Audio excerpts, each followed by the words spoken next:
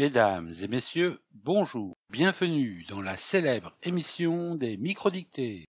Aujourd'hui, nous apprendrons à distinguer le participe présent de l'adjectif verbal, chers auditeurs. Approchez-vous, messieurs, mesdames, le professeur Pivot vous explique tout dans le détail. Que faut-il retenir, cher professeur ? Il faut avant tout savoir que le participe présent est invariable alors que l'adjectif verbal s'accorde. Et pour reconnaître l'un de l'autre, le plus simple est de mettre la phrase au féminin pour bien entendre la différence. Mettre la phrase au féminin vous sauvera plus d'une fois la vie, chers auditeurs. Ainsi, dans la phrase « Les vaillants chevaliers se sont effondrés », au féminin, cela donne « Les vaillantes cavalières se sont effondrées ».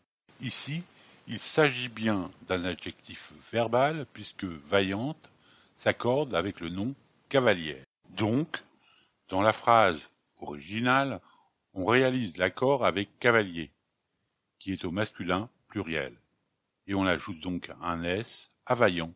De la même manière, dans la phrase « Abandonnant tout, ils se sont réfugiés ici ». Si l'on met la phrase au féminin, cela donne « Abandonnant tout, elles se sont réfugiées ici ».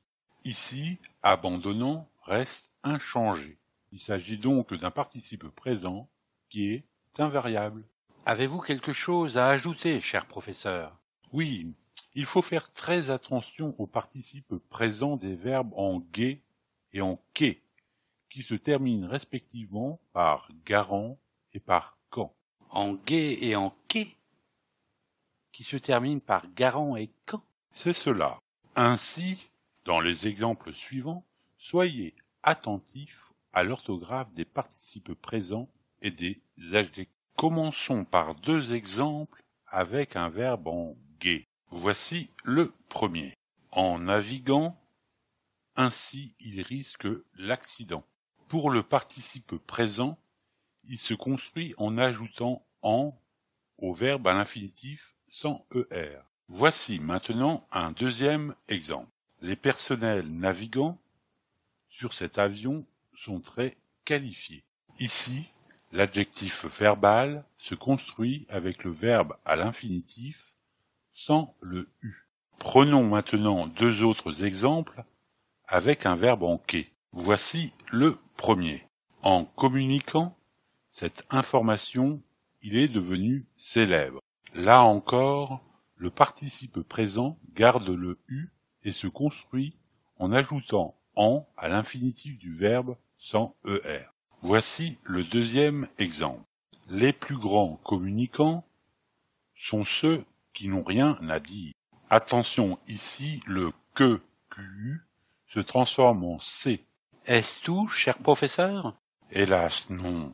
Il faut en effet également faire attention à l'orthographe de certains verbes qui ne s'écrivent pas de la même manière lorsqu'ils sont employés comme participe présent ou comme adjectif verbal. Voici quelques exemples que l'on rencontre fréquemment.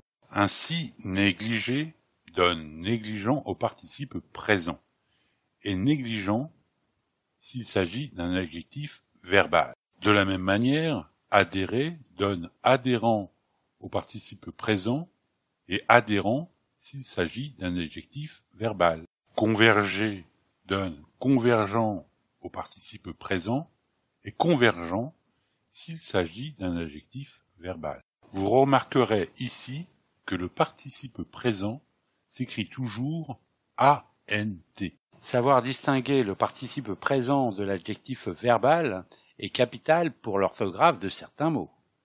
Merci, cher professeur. Je pense que nos auditeurs ont bien compris. Je vous dis au revoir et à bientôt.